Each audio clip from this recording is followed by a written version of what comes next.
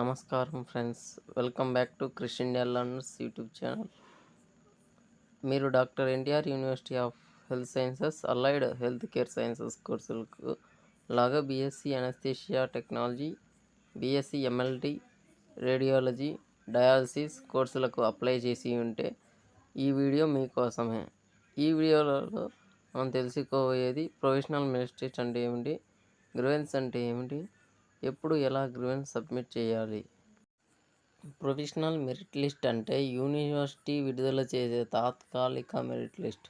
ఇది ఫైనల్ కాదు. ఇందులో మీ పేరు, మార్కులు, ర్యాంక్, కేటగిరీ, లోకల్ స్టేటస్ అన్నీ సరైన లేదా చెక్ చేసుకోవాలి.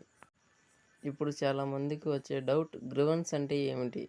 ప్రొవిజనల్ మెరిట్ లిస్ట్లో ఏదైనా తప్పు ఉంటే ఆ తప్పును సరిచేయమని యూనివర్సిటీ పంపే ఫిర్యాదు లేదా రిక్వెస్ట్నే గ్రీవెన్స్ అంటారు.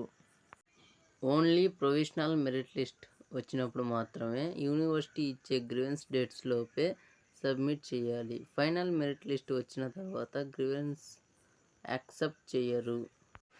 మీరు గ్రీవెన్స్ సబ్మిట్ చేయాల్సింది ఎప్పుడు అంటే, మార్కులు తప్పుగా ఉంటే, కేటగిరీ తప్పుగా చూపిస్తే, లోకల్ ఆర్ నాన్ లోకల్ తప్పు ఉంటే, పేరు లేదా సర్టిఫికేట్ డీటెయిల్స్ మిస్ మ్యాచ్ అయితే, ఇవేవీ లేకపోతే గ్రీవెన్స్ అవసరం లేదు.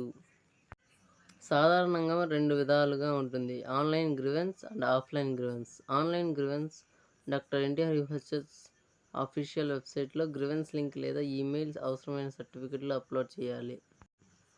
ఆఫ్లైన్ గ్రీవెన్స్ నోటిఫికేషన్లో ఉంటే యూనివర్సిటీ ఆఫీస్కి return application plus xerox copies exact process నోటిఫికేషన్లో చెక్ చేయాలి.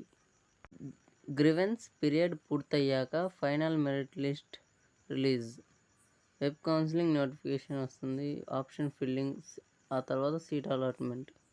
ఈ వీడియో మీకు ఉపయోగపడితే లైక్ చేయండి, మీ ఫ్రెండ్స్కి షేర్ చేయండి. Doctor NTR UHS allied health care sciences latest update కోసం మా ఛానల్ని సబ్స్క్రైబ్ చేయండి.